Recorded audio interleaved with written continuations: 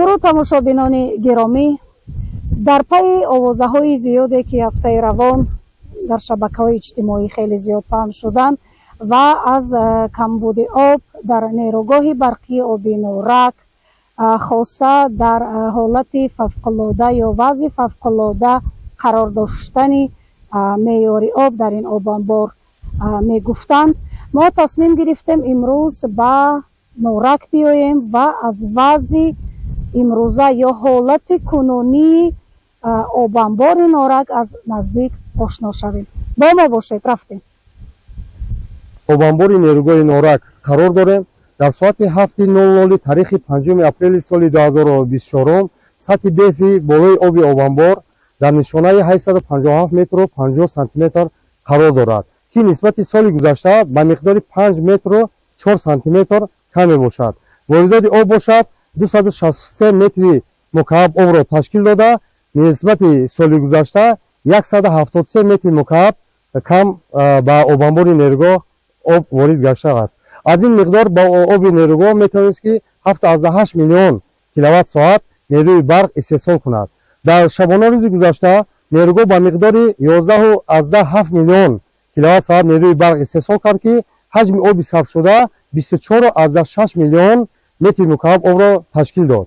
از این حجم آب صرف شده 23.5 میلیون متر مکعب از حساب واردات آب انبار نیروگاه نورک و زیاده از 1 میلیون متر مکعب آب باشد از حساب ذخیره آبی که در نیروگاه نورک ذخیره شده است، از حساب همین آب صرف شده است. در 3 ماه یکم سال 2024 حجم واردات آبی 1.6 میلیارد متر مکعب آب را تشکیل می‌کرد که نسبت سال گذشته به مقدار 412 میلیون متر مکعب آب کم وارد گشته است که از این مقدار نیروگاه میتوانست 215 میلیون کیلووات ساعت نیروی برق استحصال کند. واردات شبانه‌روزی آب در 4 روز ماه اپریل سال 2024 282 متر مکعب را تشکیل می‌کرد که نسبت سال گذشته 159 متر مکعب آب کم وارد گشته است. و سطح برفی بالای آب انبار در مقایسه با 12 سال اخیر نسبتاً کم بوده، واردات شبانه‌روزی آب نیز کم میباشد. قید نمودن ضرور است که سال 2008 در موسم تابستان نیز از حساب کم وارد گشتن آب با آب انبار نیروگاه ما نتوانستیم که سطح ماکسیمالی آب انبار را به سطح نهایی رسانیم. منبع اساسی آب در دریای وحش از حساب آبشوی پیرخان و چشمه میباشد که این زمان از حساب سردی باد و هوا در منطقه‌های بلندکوه کمابی به عمل آمده، از حساب همین واردات آب با آب انبار نیروگاه کم گشته است. چیزی که ما قید کردیم در 12 سال اخیر به این نشانه 857 متر و 50 سانتی متر سطح آب انبار نیروگاه نورک پس شدگی نبود. طور می‌بینیم دوستان عزیز، آب واقعا در آب انبار نورک، آب انبار رقم 1 کشور و بزرگترین و کهنسال‌ترین، واقعا هم خیلی پس شده است و ببینید آب که معیار آب که باید تا اون نقطه نهایی باشد امروز در کدام سطح قرار دارد.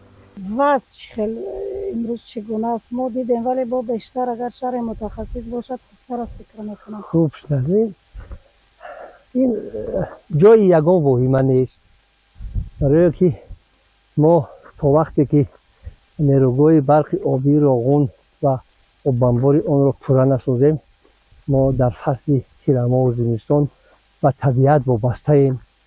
یعنی که ما در همه آب انباری که میبینید انا نقطه میبینید انا آمدگی همین آب انبار تا همین نقطه پر آب میشود و همین 5 حاضر ما همین نقطه همین آب خراجات کردیم، یعنی همین آب به برق تبدیل داده به مردم دادیم. وقتی سالی موافق میآید مثلا باران و برف زیاد میشود، در فصل زمستان هم مجرای دریا زیاد میشود. ما در یک وقت از آب هم از مجرای دریا استفاده میبریم و هم از آب انبار. این سال شد که بارشات در تاجیکستان همگی 60% رو تشکیل داد. از همین رو ما بسیارتر از آبانبار استفاده بردیم و آبانبار را قریب پوره استفاده بردیم و حالا 50-55 سانتی متری باقی مانده است. من گمان میکنم که این برای تا سیراب شدن دریا، سیراب شدن آب، زیاد شدن آب میرسد. برای آنکه حاضر مثلا مجرای دریا هم قریب به 300 متر در هر متر کوبی در هر ثانیه برابر شده ایستاده است و ما در برابر این آبانبار از مجرای دریا هم استفاده برده ایستاده. از همین جهت هم این خیلی حادثه ها در 17 سالی در مثلا اگر نیروگاه برق آبی نورک از سال 1979 این جانب کار کرده شده باشد 17 مراتبه روی داده. حتی حادثه اشتراکی که ما از نشانه نهایی نیروگاه چند سانتی متر پایان استفاده بردیم. در اینجا با سوال به میان میاد که مثلا اگر از نقطه 857 متر ما پایان استفاده بریم چی میشه؟ در این حالت خدا نشانه کرد در ممکن به توربینه ها نه اگریگات ها کار نه و توربینه ها هوا وارد شد همراه آب و این به ضرر دارد.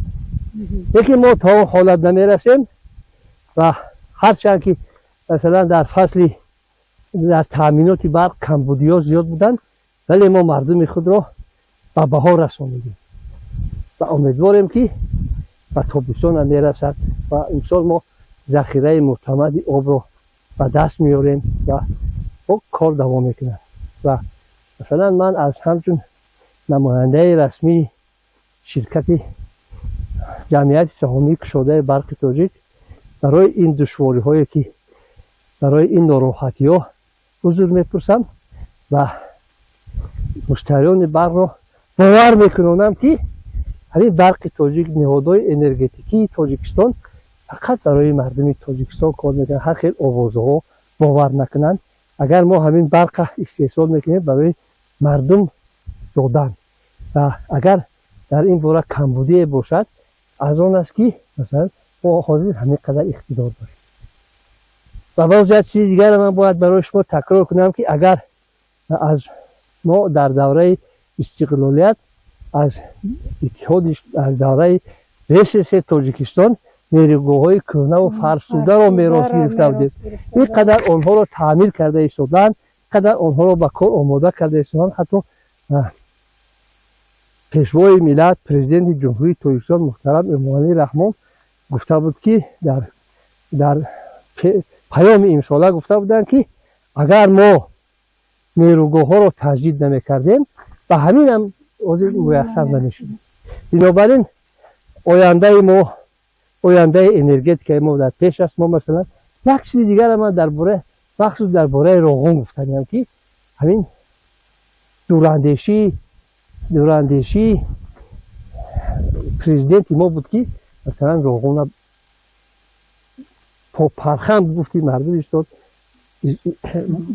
سر کرد علاقه دو اگریگاتی اون کار کرد. شما تصور کنید که اگر ما روغن رو نمی ساختیم، اگر ما صاحب روغن نمیشتیم با این طلباتی که به ساحه انرژتیک است چیکار میکردیم؟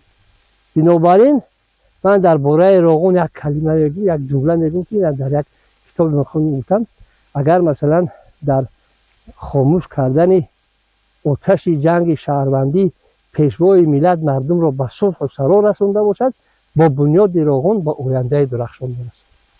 و حالا تنها دعا میکنیم که در این چند روز آفتابی برف ها آب شوند، پریخ ها آب شوند. نیروگاه برقی آبی نورک که با گذاشتن یا آوردن و نصب کردن اگریگات آخرینش امسال 45 سال پر می شود، یعنی سال 1979 بود، نیاز به تجدید دارد.